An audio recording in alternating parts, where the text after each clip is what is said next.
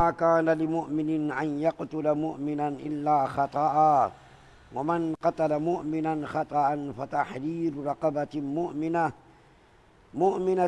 ودية مسلمة إلى أهله إلا أن يصدقوا فإن كان من قوم عدو لكم وهو مؤمن فتحرير رقبة مؤمنة وإن كان من قوم بينكم وبينهم ميثاق فدية مسلمة إلى أهله وتحرير رقبة مؤمنة فمن لم يجد فصيام شهرين متتابعين توبة من الله وكان الله عليما حكيما۔ اور کسی مومن کی شان نہیں کہ وہ کسی مومن کو ابتداءً قتل کرے لیکن غلطی سے، اور جو شخص کسی مومن کو غلطی سے قتل کر دے تو اس پر ایک مسلمان غلام یا لونڈی کا آزاد کرنا ہے، اور خون بہا ہے جو اس کے خاندان والوں کے حوالے کر دی جائے مگر یہ کہ وہ لوگ معاف کر دیں۔ اور اگر وہ ایسی قوم ہے جو تمہارے مخالف ہیں اور وہ شخص خود مومن ہے تو ایک غلام یا لونڈی مسلمان کا آزاد کرنا، اور اگر وہ ایسی قوم سے ہو کہ تم میں اور ان میں معاہدہ ہو تو خون بہا ہے جو اس کے خاندان والوں کے حوالے کر دی جائیں، اور ایک غلام یا لونڈی کا آزاد کرنا۔ پھر جس شخص کو نہ ملے تو متواتر 2 ماہ کے روزے ہیں بطریق توبہ کے، جو اللہ تعالیٰ کی طرف سے مقرر ہوئی ہے، اور اللہ تعالیٰ بڑے علم والے بڑی حکمت والے ہیں۔ سورہ نساء کی آیت نمبر 92 آپ کے سامنے پڑھی گئی ہے۔ سب سے پہلے اس آیت کریمہ کا شان نزول بیان کرتا ہوں، اس کے بعد تھوڑا سا خلاصہ بیان کروں گا۔ اس آیت کریمہ کے شان نزول کے تعلق سے مفسرین نے 3 واقعات بیان کیے ہیں۔ ایک واقعہ تو یہ بیان کیا ہے کہ عیاش بن ربیعہ رضی اللہ تعالیٰ عنہ یہ مسلمان ہو کر کے مدینہ گئے، اور اس کے بعد یہ سوچ کر کے کہیں ہمارے خاندان کے لوگ آ کر کے ہم کو پکڑ کر نہ لے جائے، ایک پہاڑ میں جا کر کے چھپ گئے، ایک جگہ پر جا کر کے یہ چھپ گئے۔ تو ان کی جو عیاش کی والدہ تھی، ان کی والدہ نے قسم کھائی کہ جب تک میرا بیٹا واپس نہیں آئے گا اس وقت تک میں نہ تو کھاؤں گی، نہ تو پیوں گی، اور نہ تو غسل کروں گی، اور نہ گھر کے اندر میں جاؤں گی۔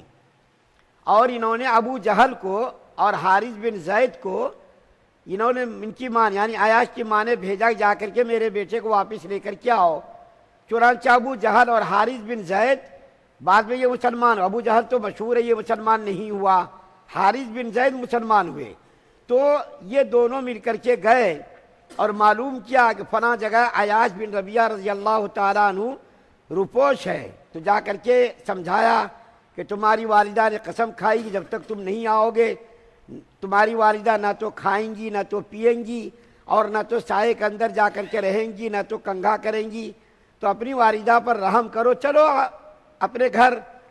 چنانچہ بہرے ان لوگوں نے تیار کر کے ان کو لے کر کے آئے۔ جب یہ مکہ آئے تو مکہ کے اندر ان کے آتے ہی ان کے پیروں میں اور ان کے ہاتھوں میں بیڑیاں اور زنجیریں ڈال دی گئی، ہتھکڑیاں ڈال دی گئی، اور ڈال کر کے ان کے اوپر ظلم و تشدد کیا جانے لگا۔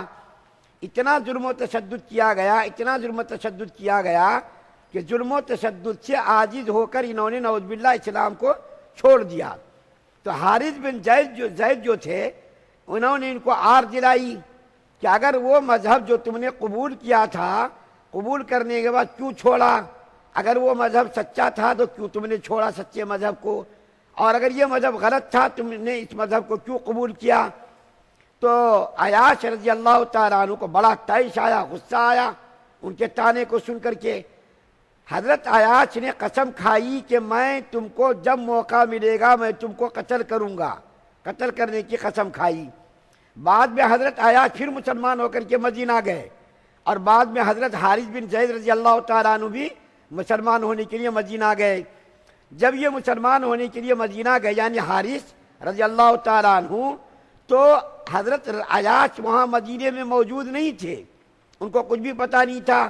حضرت حارث مسلمان ہو گئے، یہ مسلمان ہو کر کے کہیں باہر گئے ذرا، تو حضرت عیاش نے دیکھا کرے یہ وہی حارث ہے جنہوں نے مجھ کو طعنہ دیا تھا اور میں نے قسم کھائی تھی، اور حضرت عیاش کو معلوم نہیں تھا کہ یہ مسلمان ہو گیا۔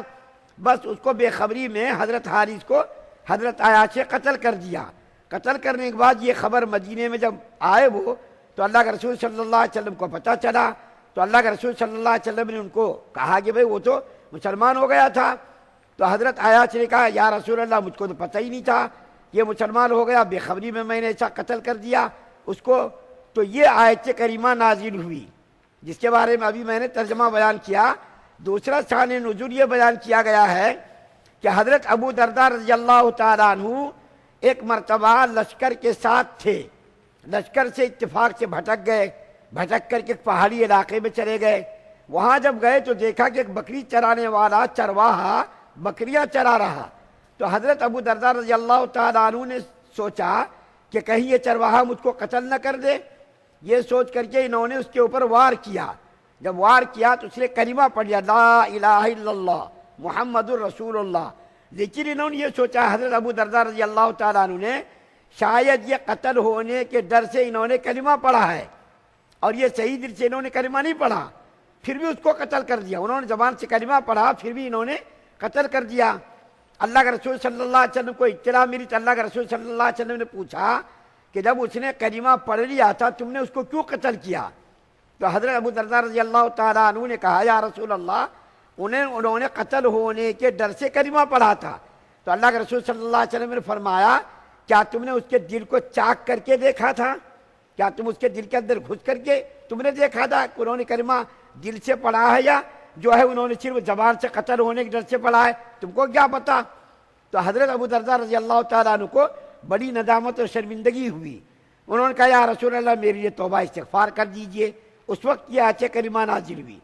تیسرا واقعہ یہ بیان کیا گیا ہے حضرت حذیفہ رضی اللہ تعالیٰ عنہ جو بڑے مقام کے صحابی ہیں، ایک لڑائی کے موقع پر غالباً غزوہ احد کے موقع پر یہ کفار کے لشکر میں گر گئے، لڑائی چل رہی تھی، اسی لڑائی کے موقع پر مسلمانوں نے بے خبری میں ان کو قتل کر دیا۔ حضرت یمان کو، حضرت حذیفہ کے والد یمان کو کافروں کے لشکر میں یہ چونکہ گھس گئے تھے، کافروں نے ان کو گھیر لیا تھا تو مسلمانوں کو پتہ نہیں چلا کہ یہ حضرت یمان ہیں، مسلمان ہیں، بے خبری میں ان لوگوں نے ان کو قتل کر دیا۔ بعد میں ان لوگوں کو ندامت اور شرمندگی ہوئی تو ان لوگوں کے بارے میں یہ آیت کریمہ نازل ہوئی۔